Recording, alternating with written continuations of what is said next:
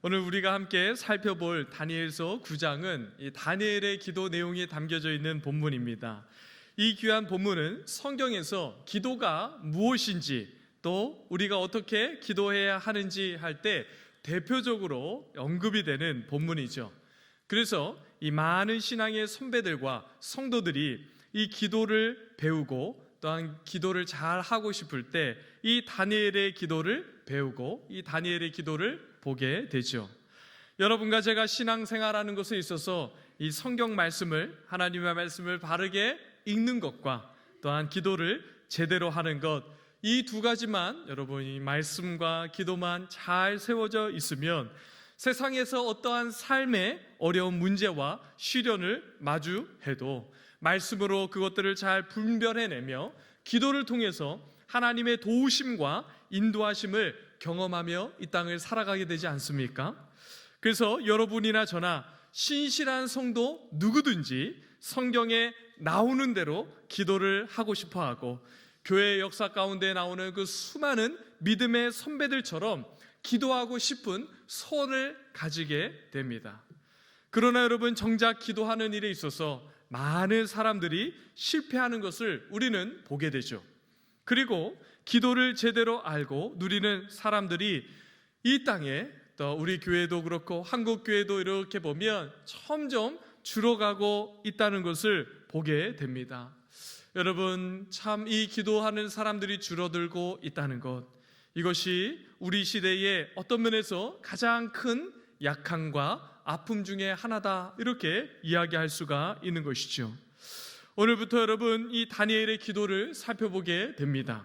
말씀을 통해 기도가 무엇이고 이 다니엘의 기도를 통해 기도의 내용이 어떠한 내용이 되어야 하는가라는 것을 배우게 될 텐데, 여러분, 이 말씀을 통해서 우리가 그저 기도를 배우는 것으로 끝나는 것이 아니라 여러분과 제가 정말 제대로 기도하는 기도의 용사들, 기도의 일꾼들과 성도들이 되기를 간절히 바라고 축복합니다. 여러분, 먼저 이 다니엘의 기도가 언제 고백되어지는지, 그 시기가 언제인지 한번 보십시오. 우리 1절 말씀 함께 봉독하도록 하겠습니다. 시작. 메대 족속 아하수엘의 아들 다리오가 갈대아 나라 왕으로 세움을 받던 첫 해. 여러분, 이 1절 본문에 보면 아하수에로의 왕 아들 이 다리오 왕이, 여러분, 이 왕이 된 지 첫 해다, 이렇게 이야기하지 않습니까? 다리오라는 이름을 언제 또 들어보셨죠? 다니엘서? 네, 지난번이라고 하면 되는군요. 여러분, 다니엘서 6장에 여러분 등장하지 않습니까? 여러분, 그때 다리오라는 이름이 언급이 되는데, 여러분, 이 다리오라는 이름은 이 고레스의 또 다른 이름이고 또 다른 표현입니다. 그러니까 이 다니엘서에 나오는 다리오 그리고 고레스, 이 두 사람은 동일한 인물이다라는 것을 우리가 알 수 있죠. 그러니까 여러분, 이 본문의 말씀을 아하수에로의 아들 고레스 원년, 우리가 이렇게 읽고 해석할 수가 있는 것이죠. 여러분, 고레스 첫 해에는 어떤 일이 일어나게 됩니까? 너무나도 중요한 큰 사건이 일어나는데, 이 바벨론 제국이 무너지고 메대 바사가 그 근동 지방을 새롭게 다스리고 패권을 쥐는 그러한 일이 일어나게 됩니다. 여러분, 고대 근동 지역에 이러한 일이 일어난 이 시기는 이스라엘 백성의 역사에도 굉장히 중요한 때였는데, 왜냐하면 여러분, 다니엘이 포로로 이 바벨론에 잡혀온 때가, 그 나이가 몇 살쯤 되었다라고 우리가 나누었죠? 10대 중반쯤 되었다라고 나누었죠. 그러니까 이 다니엘이 바벨론으로 포로로 끌려온 시기가 10대 중반인데, 지금 이 기도를 하고 있는 이 시기는 다니엘이 아마 80대 중반쯤 되었을 것이다 라고 대부분의 학자가 추측합니다. 그러니까 지금 다니엘이 몇 년간 이방 나라에서 살았고 몇 년의 시간이 흘렀다는 것을 우리가 알 수 있죠. 70년이라는 시간, 굉장히 긴, 상당히 긴 시간이 지났다라는 것을 알 수 있죠. 그런데 여러분, 지금 이 시기가 어떤 시기인지, 이 이스라엘 백성들에게 얼마나 중요한 시기인지를 깨닫게 되는 계기가 있었습니다. 여러분, 그것이 무엇이죠? 우리 2절 말씀 함께 봉독하도록 하겠습니다. 시작. 곧 그 통치 원년에 나 다니엘이 책을 통해 여호와께서 말씀으로 선지자 예레미야에게 알려주신 그 연수를 깨달았나니 곧 예루살렘의 황폐함이 70년 만에 그치리라 하신 것이니라. 여러분, 이 다니엘이 책을 통해서 뭔가를 깨닫게 되죠. 이 본문에서 언급하고 있는 책은 무엇이냐면 이 성경, 그러니까 아직 이 다니엘이 활동했던 이 그 시대에는 우리가 가지고 있는 이 구약 성경이 이 구약 성경으로 온전한 구약 성경을 가지고 있지는 않았지만, 여러분, 그 당시에 다니엘의 시대에도 성경으로 여겨지는 책들을 여러분 이 다니엘이 가지고 있었던 것이죠. 그러니까 포로로 잡혀갈 때 다니엘이 그 성경으로 여겨졌던 선지자들과 모세나 그런 율법책이라든지 하나님의 말씀이 기록된 그 책을, 성경으로 여겨질 만한 그런 책을 가지고 가서 그 포로된 땅에서 열심히 다니엘이 읽었다라는 것을 알 수가 있는 것이죠. 그러니까 지금 어느 날 성경을 펴서 읽었는데 아마 다니엘이 이 예레미야서를 읽지 않았을까라고 생각할 수가 있는 것이죠. 여러분, 예레미야서 29장 10절에 보면 이러한 말씀이 있습니다. 아마도 다니엘이 이 말씀을 읽었을 것이다 우리가 추측할 수가 있는데 우리 함께 봉독하도록 하겠습니다. 시작. 여호와께서 이와 같이 말씀하시니라. 바벨론에서 70년이 차면 내가 너희를 돌보고 나의 선한 말을 너희에게 성취하여 너희를 이곳으로 돌아오게 하리라. 아멘. 여러분, 이 귀한 본문 하나님의 말씀을 딱 읽고 다니엘이 말씀을 깨달았다는 것이죠. 어떠한 것을 깨달았다는 것이죠? 70년이 차면 그 백성을 약속의 땅으로 돌아오게 하실 것이다 라는 하나님의 약속, 그 말씀이 깨달아지면서 아하, 이제 그 약속의 말씀이 성취될 날이 얼마 남지 않았구나 라는 것을 다니엘이 깨달았다는 것입니다. 사랑하는 성도 여러분, 다니엘이 지금 이 하나님의 약속의 말씀, 그 말씀이 깨달아지자 그가 무엇을 하죠? 우리 3절 말씀 함께 봉독하도록 하겠습니다. 시작. 내가 금식하며 베옷을 입고 죄를 덮어쓰고 주 하나님께 기도하며 간구하기를 결심하고. 여러분, 다니엘이 말씀을 깨닫고 무엇을 하는 것이죠? 기도하고 간구하기를 결심합니다. 성도 여러분, 사람들은 대부분 이렇게 생각할 수가 있을 것입니다. 아, 하나님께서 약속하셨으니까 하나님은 약속하신 것을 반드시 이루시는 분이시지 라고 우리가 늘 알고 있지 않습니까?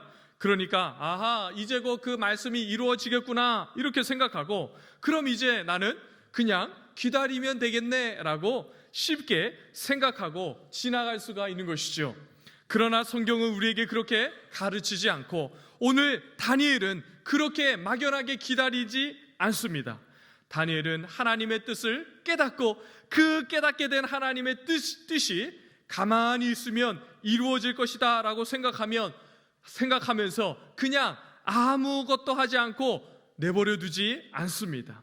그는 깨달은 말씀을 붙들고 기도하기를 결심하고 기도를 통하여 하나님께서 약속하신 그 약속의 말씀이 이루어지기를 바라면서 기도의 자리에 나가 기도하는 것이죠. 여러분, 이것이 성경이 오늘 우리에게 왜 기도해야 하는지 알려주는 너무나도 중요한 교훈 중에 하나입니다. 성경을 보면 실제로 우리에게 그렇게 가르치고 있죠.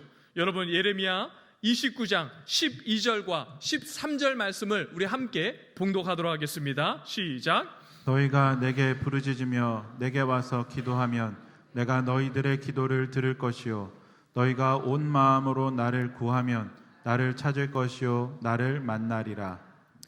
여러분, 70년이 지나면 하나님의 약속대로 그 백성이 돌아올 텐데 그 일이 어떻게 가능하다라고 말씀하고 있죠?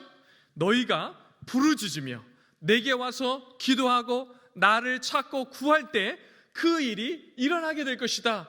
백성들이 돌아가게 될 것이다 라고 말씀하고 있는 것이죠. 성도 여러분, 예레미야서에만 이렇게 말씀하고 있는 것이 아닙니다.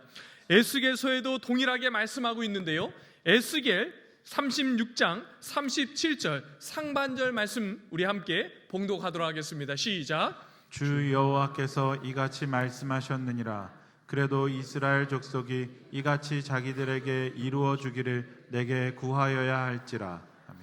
여러분, 이 에스겔서에서도 하나님의 약속의 말씀을 깨닫는 것과 함께 무엇이 있어야 한다, 무엇이 있어야 그 약속의 말씀이 이루어진다라고 말씀하고 있죠.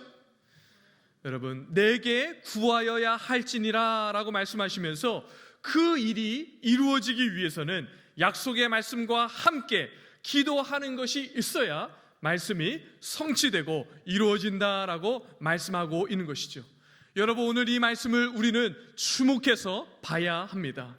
하나님은 그 백성들에게 약속의 말씀과 함께 백성들의 기도를 통하여 말씀을 이루시고 역사와 만물을 이끌어 가시는 그 하나님이 우리가 믿는 하나님이다라고 오늘 말씀에서 우리에게 이야기해 주고 있는 것이죠. 사랑하는 성도 여러분, 여러분과 제가 어떻게 살든지 하나님께서 말씀하셨으니까 그 말씀을 반드시 이루어진다, 성경은 절대로 그렇게만 말씀하지 않습니다. 여러분과 제가 깨달은 말씀을 붙들고 기도의 자리로 나아가 약속대로 이루어지기를 기도하고, 또한 그렇게 기도할 때 그 백성들의 기도를 통하여 그 일이, 하나님의 말씀이, 약속이 성취된다라고 우리에게 가르쳐주고 있는 것이죠. 여러분, 제가 신학대학원 1학년을 마치고 이 사역지를 구할 때 일이 아직도 생생하게 기억이 납니다. 여러분, 이 신학대학원을 줄여서 신대원이라고 하는데요, 이 신대원 1학년을 마칠 때에 제 마음에 이런 마음이 들었습니다. 이제는 사역지를 구해서 사역을 해야 되겠다라는 마음을 하나님께서 주셔서 그때부터 이 사역지를 구하기 시작했습니다. 여러분, 제가 어떻게 사역지를 구하기로 결심하고 어떻게 기도했겠습니까? 제가 그때까지 기도하는 방식은 늘 이러한 식이었습니다. 하나님의 뜻이면 되게 해 주시고 아니면 안 되게 해 주시겠지. 늘 이렇게 기도했습니다. 그래서 어떤 일을 기도할 때 하나님의 뜻이면 들어주시고 아니면 안 되는 줄 알겠습니다. 이렇게 참 기도했습니다. 그런데 그때 여러분, 제가 사역지를 딱 이렇게 청빙 광고를 보고 지원서를 냈는데 만나고 있던 자매가 저한테 이렇게 이야기했습니다. 여러분, 오해가 있을까봐 그 자매는 지금 제 아내입니다. 네, 여러분, 그때니까 이제 자매로 이야기하는데요, 그 자매가 이렇게 이야기하는 것이었습니다. 당신 교회에서 면접 보라고 연락이 올 테니까 설교 준비하고 있으세요.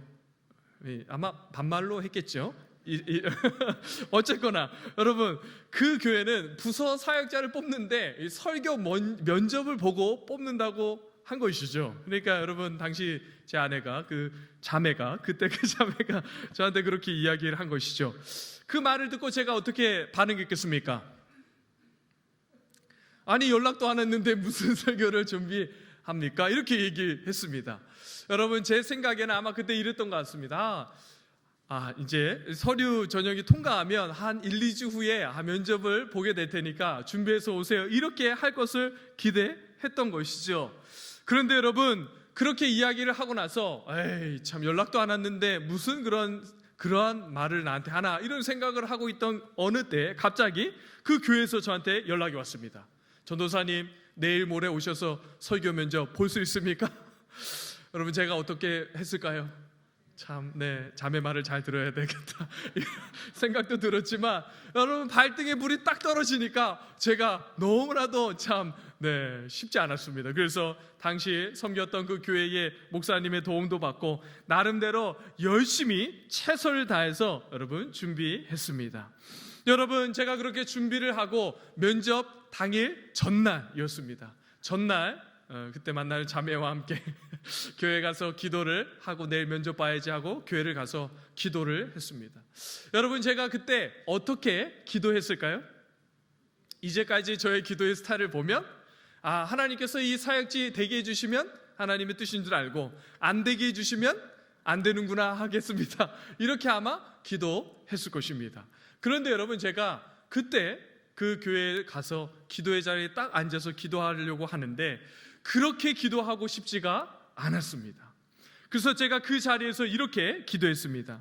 하나님, 누군가 이 교회에 와서 사역을 하게 될 텐데 그 사람이 제가 되었으면 좋겠습니다. 하나님, 저에게 기회를 주십시오. 그러면 제가 최선을 다해서 하나님, 교회를 섬기고 성도를 섬기겠습니다. 이렇게 기도했습니다. 여러분, 조금 기도의 내용이 이전과는 어떻게 됐습니까? 달라졌죠. 기도가 조금씩 바뀌면서 기도의 문이 이렇게 조금 열리게 된 것이죠. 성도 여러분, 결과가 어떻게 되었겠습니까? 네. 응답이 됐으니까 제가 얘기하지 않겠습니까? 응답이 됐습니다. 그래서 정말 그 교회에서 사역을 하게 되었죠. 여러분, 저는 그때 하나님께서 저를 그 교회에 계획이 있었고 뜻이 있었고 그곳에 보내기로 작정하셔서 그곳에 저를 인도하신 것이라고 확신하였습니다. 그러나 동시에 저의 기도를 들어 응답하신 그 하나님이다라는 것들을 깨닫고 여러분, 그 기도가 얼마나 감격적인지 여러분, 제 그때 기억을 잊을 수가 없는 것이죠. 사랑하는 성도 여러분, 하나님은 반드시 약속하시고 또 우리에게 마음의 소원을 주시고 그 약속하신 소원대로 반드시 이루시는 분이 바로 우리가 믿는 하나님이시죠. 그런데 그 일을 여러분과 저의 기도를 통해서 이루시기를 기뻐하시는 분이 바로 우리가 믿는 하나님입니다. 그러므로 여러분, 우리의 기도는 하나님의 뜻과 약속의 말씀이 성취되는 그러한 너무나도 귀하고 복된 그러한 신앙의 핵심 요소인 것이죠. 성도 여러분, 이 시대를 보면 기도하는 사람들이 얼마나 필요하고 그러한 사람들이 얼마나 부족한 시대를 살아가고 있습니까? 그런데 기도하기를 결단하고 기도하기를 힘쓰는 사람들의 숫자가 점점 줄어가고 있는 그러한 시대 아닙니까? 여러분, 우리 교회도 정말 우리 믿음의 선배들이 얼마나 많이 우리 교회가 기도하였던 교회이다, 얼마나 많이 기도하였는지 저녁마다 기도하고 이 자리가 꽉꽉 찼다 이렇게 이야기하지 않습니까? 그런데 여러분, 우리 교회를 보나, 한국 교회를 보나, 여러분 우리나라를 보나 기도하는 사람들이 점점 줄어가고 있고 기도의 힘과 능력이 점점 약해져 가고 있는 이러한 시대에 오늘 우리가 살아가고 있는 것이죠. 여러분, 이러한 시대에 기도가 회복되고 기도하는 자리가 다시 더 많은 성도들이 차고 회복되는 일이 일어나기를 간절히 바라고 축복합니다. 여러분, 혹시 여러분들 가운데 멀리 이사 가서 교회 새벽마다 나와서 기도하기가 쉽지 않은 그러한 분들 계십니까? 그러면 꼭 여러분 주변에, 여러분 얼마나 많은 교회가 한국 땅에 세워졌습니까? 여러분 집 주변에 가까운 곳에 좋은 건강한 교회에 가서 새벽 기도하기를 시작하고 여러분 그렇게 하나님 앞에 기도하기를 힘쓰는 성도님들이 되기를 간절히 바라고 축복합니다. 아니면 교회 가까이 이사로 오시기 바랍니다. 여러분, 자녀들이 아직 어리고 교육 때문에 이렇게 저렇게 교회를 멀리 떠난 성도님들은 양해해 드리겠습니다. 여러분, 자녀들도 다 키우고 여러분 정말 그러한 일들이 이제 어느 순간 여러분들의 손에 떠난 분들, 여러분 정말 부탁드립니다. 교회 주변으로 이사 오시기를 바랍니다. 여러분 꼭 교회 주변에 구로 이동으로 오시라는 건 아닙니다. 언제든지 여러분 10분, 15분 내에 차를 타고 오든지 여러분들이 편하게 오실 수 있는 그러한 곳, 여러분 이 광명도 좋고 얼마나 좋은 곳이 많습니까? 이런 곳에 꼭 마음을 정하고 여러분 교회 주변으로 오시기를 바랍니다. 여러분 저희 교회 주변에 가장 좋은 집이 어딘지 아시죠? 네? 네, 아닙니다. 사택입니다. 사택. 우리 교회의 가장 좋은 집은 우리 교회 사택이죠. 그래서 제가 여러분 작년에 이사 와서 여러분 교회를 섬기는데 얼마나 감사한지 모릅니다. 여러분 새벽에 딱 눈 떠서 일어나고 여러분 몇 분이면 오겠습니까? 1분도 안 걸립니다. 여러분 집을 딱 나서서 여러분 몇 걸음만 떼면 교회에 올 수 있으니까 얼마나 행복한지 모릅니다. 여러분 교회를 섬기고 교회를 정말 위해서 여러분 이렇게 이 교회에서 사택을 마련해 주셔서 사역자들이 살게 해주신 건 너무 감사한데 이러한 감사를 여러분들도 누리시기를 부탁드립니다. 그래서 여러분, 많은 분들이 교회 근처로 와서 정말 예배를 가득가득 메우고 기도의 시간마다 여러분들이 힘써 나와 기도하는 은혜가 있기를 간절히 바라고 축복합니다. 또 여러분, 금요일 저녁 같은 경우 얼마나 좋습니까? 직장 생활을 마치고 금요 기도회가 몇 시이죠? 네, 8시 반입니다. 감사합니다. 여러분, 직장 생활 마치고 7시 반이면 쉽지가 않은데 8시 반이면 그래도 올 수 있지 않습니까? 물론 식사를 하지 못하고 올 수도 있는데 여러분, 이 금요일 기도의 시간을 소중하게 생각하고 함께 이 기도의 자리에 나와서 기도하는 그러한 성도 되기를 간절히 바라고 축복합니다. 네, 왜 이제 여러분, 저는 참 고민이 있어요. 이 온라인 예배, 여러분들의 많은 분들이 참 멀리서 교회에 올 수 없기 때문에 온라인 예배를 드리지 않습니까?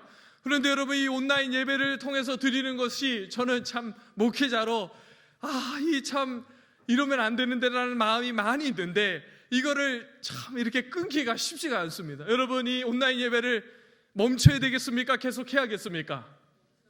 멈춰요? 그러면 이 어쩔 수 없이 못 오는 분들은 어떻게 합니까? 계속 드립니까? 네. 여러분, 참 멈추기가 쉽지 않죠. 어쩔 수 없이 못 오는 그런 분들도 참 이 온라인 예배를 통해서라도 예배 드리는 그런 일들이 정말 종종 소식을 듣게 되니까 제가 이거를 고민만 하고 멈추지는 못합니다. 그러나 여러분, 온라인 예배가 있기 때문에 새벽 예배에 나와서 드리기를 멈추고 온라인 예배로 드리는 것으로 만족하지 않기를 간절히 바랍니다.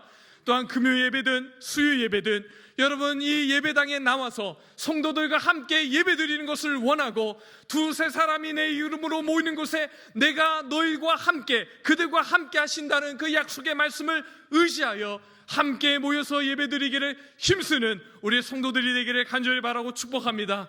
그래서 제가 더 이상 이 온라인 예배 드려야 되나 말아야 되나 이거 고민하지 않고 여러분, 마음껏 어쩔 수 없으면 온라인 예배로도 드리십시오 이렇게 이야기할 수 있는 그러한 시기가 오기를 간절히 바라고 축복합니다. 여러분, 다니엘이 하나님의 약속의 말씀을 깨닫고 기도하는데 그 기도의 내용이 무엇입니까? 우리 4절 말씀 함께 봉독하겠습니다. 시작. 네, 하나님 여호와께 기도하며 자복하여 이르기를 크시고 두려워할 주 하나님, 주를 사랑하고 주의 계명을 지키는 자를 위하여 언약을 지키시고 그에게 인자를 베푸시는 이시여.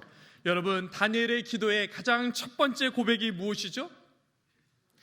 크시고 두려워할 주 하나님, 이렇게 기도하고 있는 것이죠. 여러분, 가장 먼저 기도의 대상이 되시고 그 기도를 들어 응답하시는 하나님을 부르짖는 것으로 시작하고 있죠. 여러분들은 기도의 자리에서 하나님께 기도의 자리에 나아가서 기도할 때 어떤 기도로 시작하고 있습니까? 기도의 자리에 나와서 하나님 이것 들어주시고 저것 들어주시고 내 아내와 남편을 잘 되게 해주시고 자녀 이번에 어떤 일들을 있으니까 잘 되게 해주시고 직장도 형통하게, 이런 기도 하지 않습니까? 이런 간구의 내용을 먼저 하고 싶은 것이 우리의 경향인데 다니엘은 어떠한 기도의 내용 고백을 하고 있죠?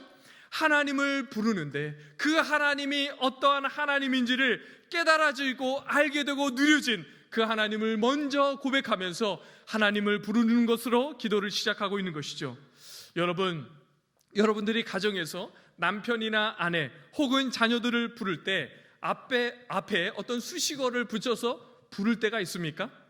여러분들이 남편 중에서 아내를 부를 때 당신은 왜 이렇게 아름답습니까? 볼 때마다 아름답고 당신은 나의 뼈요 살이요 나의 생명과도 같습니다. 이렇게 하면서 아내를 불러본 적이 있으십니까? 웃는 거 보니까 한 번도 없는 것 같은데, 그렇죠? 여러분, 만약 남편이 아내를 그렇게 사랑하는 마음, 정말 그 아내를 귀하게 여기고 존귀하게 여기는 마음으로 그 아내를 부른다면 그 아내가 어떻게 반응하겠습니까? 참, 이 사람이 왜 저러나? 뭘 잘못 먹었나? 이렇게 여기겠습니까? 그렇게 겉으로 표현하더라도 그 말이 얼마나 아내를 위로하고 힘이 나게 하겠습니까? 그죠? 여러분, 이렇게 대답한 아내들이요, 남편들에게 당신은 내가 이 세상에서 가장 존경하고 아끼고 당신의 수고와 헌신 때문에 이 가정이 든든하게 서며 그러한 당신을 사랑하고 존경합니다. 이렇게 이 남편이 이 형제분들이 대라면하면 안 되는데 이 아내인 여러분들이 자매들이 그렇게 남편을 부를 때 그렇게 불러보신 적이 있으십니까? 네, 없다고 당당하게 이야기하는데 여러분 만약에 여러분들의 남편을 그렇게 불러주고 그러한 마음으로 그 남편을 대하면 그 남편이 여러분들을 어떻게 여기겠습니까? 그 말하는 그 아내를 향해 이렇게 안아주고 고마워 여보 이렇게 하지 않겠습니까? 네. 이번 주에 가서 꼭 그렇게 해보십시오. 여러분들의 자녀들도 정말 아무개야 이렇게만 부르지 말고 너무 사랑하는 누구야 참 아끼는 누구야 이렇게 부르면 그 자녀가 여러분들을 얼굴을 볼 때 얼마나 환한 미소와 그 마음의 따뜻함을 가지고 여러분들을 대하겠습니까? 여러분 하물며 우리도 가정 안에서도 그러한 일이 일어나는데 하나님께 우리가 만난 하나님, 우리가 말씀을 통하여 깨닫게 된 하나님, 우리의 삶을 통하여 깨닫게 된 그 하나님이 얼마나 귀하고 존귀하고 영광스러운지를 알아서 그 하나님께 크신 하나님, 광대하고 능력이 풍성하신 전지전능하신 하나님, 이렇게 하나님을 향하여 부르짖을 때 그 하나님이 얼마나 기뻐하며 여러분들의 기도에 귀를 기울이게 했습니까? 여러분 이렇게 다니엘이 하나님께 크신 하나님 이렇게 부르고 있죠. 그리고 또 어떠한 하나님이다라고 부르고 있습니까? 크시고 두려워할 주 하나님 이렇게 부르고 있죠. 여러분 하나님의 말씀이 깨달아지자 하나님께서 생각나고 깨달아진 그 말씀을 가지고 그 하나님께 고백을 하고 그 하나님을 부르는데 크신 하나님과 동시에 어떠한 하나님이라고 부릅니까? 두려워할 주 하나님 이렇게 부르고 있는 것이죠. 여러분 왜 다니엘이 두려워할 주 하나님 이렇게 부르고 있는 것입니까? 여러분 본문에서 두려워하다라는 의미는 누가 봐도 잘못을 했고 그 잘못으로 인해서 하나님 앞에 서기가 두렵고 겁을 먹어서 두려워하는 그러한 두려움이 아닙니다. 여러분 그러한 것이 아니라 하나님을 너무나도 사랑하기 때문에 그 하나님의 마음을 아프게 해드리고 싶지 않고 그 하나님 마음 걱정시켜 드리고 싶지 않은 그러한 경건한 두려움을 의미하는 것이죠. 여러분 왜 하나님 앞에서 말씀이 깨달아지자 경건한 두려움을 가지고 여러분 이러한 두려움을 갖게 되는 것이죠? 왜냐하면 죄 때문에 그런 것이죠. 여러분 죄의 가장 큰 어리석음은 죄를 짓고도 하나님이 안 보시는 것처럼 그 죄를 짓는 것 안 듣고 안 보시는 것처럼 생각하면서 마음속에 욕망이 떠오르고 이끄는 대로 살아가고 죄를 짓다 이러한저런 합리화하는 과정을 통하고 핑계를 대면서 하나님을 두려워하지 않는 것이 이 죄의 가장 큰 특징이고 가장 악한 모습 중에 하나인 것이죠. 그래서 여러분 죄의 가장 큰 어리석음 중에 하나는 죄를 짓고도 하나님이 안 보시고 모르시는 것처럼 생각하면서 마음속에 욕망이 이끄는 대로 마음껏 그렇게 살다가 죄를 지었음에도 불구하고 끊임없이 이러한저런 합리화를 하고 핑계대면서 하나님을 두려워하지 않고 그냥 없었던 일이 있는 것처럼 그렇게 지나가는 것입니다. 그런데 하나님을 사랑하니까 다니엘이 하나님의 말씀을 듣고 깨달아지니까 이 백성의 죄가 무엇이고 나의 죄악이 무엇인지를 알게 되니까 여러분 그 하나님을 부르면서 크시고 두려워할 주 하나님 이렇게 부르고 있는 것입니다. 여러분 그렇게 하나님을 부른 후에 실제로 다니엘이 기도를 하는데 그 내용이 어떤 내용입니까? 우리 5절 말씀 함께 봉독하도록 하겠습니다. 시작. 우리는 이미 범죄하여 패역하며 행악하며 반역하여 주의 법도와 규례를 떠나 싸우며. 여러분 6절 말씀도 함께 봉독하겠습니다. 시작. 우리가 또 주의 종 선지자들이 주의 이름으로 우리의 왕들과 우리의 고관과 조상들과 온 국민에게 말씀한 것을 듣지 아니하였나이다. 여러분 실제로 다니엘이 기도를 고백하고 그 내용의 대부분 어떤 내용을 고백하고 있습니까? 죄에 대한 고백이죠. 회개에 대한 고백이 이 다니엘의 기도의 중심을 이루고 있는 것입니다. 잘 보십시오. 여러분 이 5절과 6절에서만 죄에 대한 고백을 다양한 동사로 다른 단어로 표현하고 있는데, 여러분 5절에 보면 범죄하여 패역하며 행악하며 반역하며 떠나 싸우며 이렇게 다양한 단어를 사용해서 죄를 회개하고 있습니다. 여러분 6절에도 보면 마지막 부분에 어떻게 이야기합니까? 듣지 아니하였나이다, 이렇게 이야기하고 있죠. 죄로 인해서 타락한 것, 그 죄가 얼마나 중하고 얼마나 반복해서 하나님을 아프게 하고 그 마음을 찢어냈는지, 여러분 다니엘이 5절과 6절에 이 두 절에서만 6가지 다른 동사와 언어를 사용해서 죄를 고백하고 토설하고 있는 것이죠. 사랑하는 성도 여러분, 사람들은 때때로 죄를 짓고 잘못하였음에도 불구하고 이렇게 생각합니다. 제가 어쩌다가 그러한 일을 한 것이지, 저는 원래 그러한 사람이 아닙니다. 제가 원래 그러려고 하지 않았는데 실수로 그러한 잘못을 저질렀습니다. 여러분, 이러한 방식으로 죄를 은근슬쩍 넘어가려고 하지 않습니까? 그런데 다니엘은 그렇게 기도하지 않죠. 그 죄가 얼마나 크고 중한지 한두 가지 단어로 표현할 수 없어서 자신이 사용할 수 있는 모든 단어를 동원해서 하나님 용서해 주시옵소서, 이렇게 그 죄에 대한 고백을 표현하고 토설하며 애통함으로 죄를 회개하며 기도하고 있는 것입니다. 사랑하는 성도 여러분, 다니엘의 이 고백을 우리가 주목해서 보아야 하는 것이죠.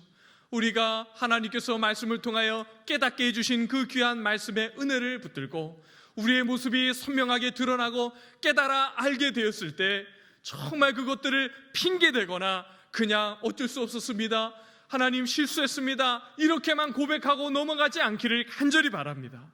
여러분, 정말 그 죄가 깨달아지면 다니엘과 같이 그 죄가 얼마나 중한지 우리가 할 수 있는 모든 단어를 다 사용하고 우리가 표현할 수 있는 모든 표현을 다 사용하여 애통한 마음과 상한 마음과 찢어지는 그러한 눈물을 가지고 하나님 앞에 회개하며 자복하고 나아가는 그러한 성도들이 되기를 간절히 바라고 축복합니다.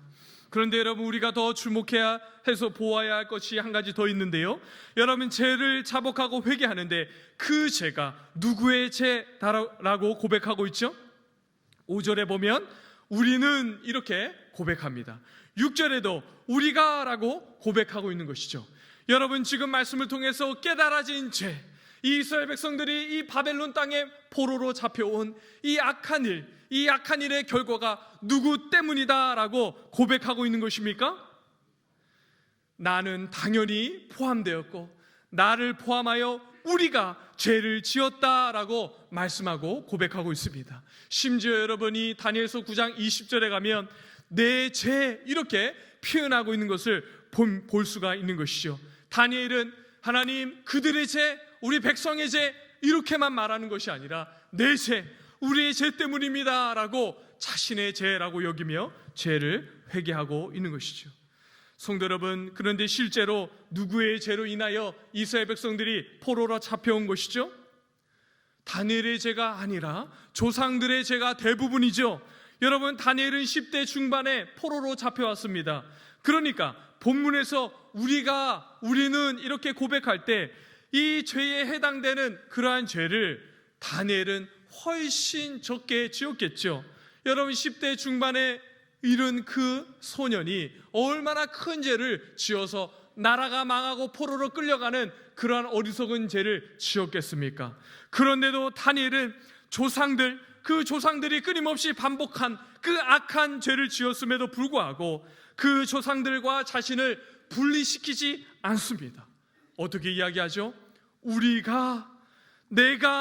우리는 죄를 지었습니다 라고 이렇게 고백하고 있는 것입니다. 여러분과 제가 살고 있는 이 한국 사회의 가장 큰 아픔과 고통 중에 하나가 무엇이죠? 우리가 다 보아서 알고 있지 않습니까? 여러분, 남에게는 너무나도 엄격하고 나에게는 상대적으로 관대한 것, 여러분, 그것 때문에 이 사회가 얼마나 아프고 고통이 심합니까?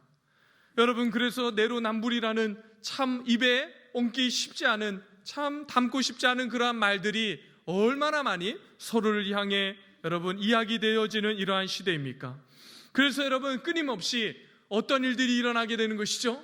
남들을 향한 비난과 남들을 향한 불평과 비방은 가득 넘치는데 정작 나의 모습을 돌아보면서 내가 죄를 지었습니다, 내가 잘못했습니다, 나 때문입니다, 이렇게 이야기하고 고백하는 사람을 찾아볼 수가 없는 것이 오늘 우리의 모습이고 우리 교회의 모습이며 이 땅의 모습이고 아픔인 것이죠. 사랑하는 성도 여러분, 여러분과 저는 이 세상에 어떤 사람들로 부름받은 성도들입니까? 여러분과 저는 이 세상에 왕같은 제사장으로 부름받은 사람들이죠.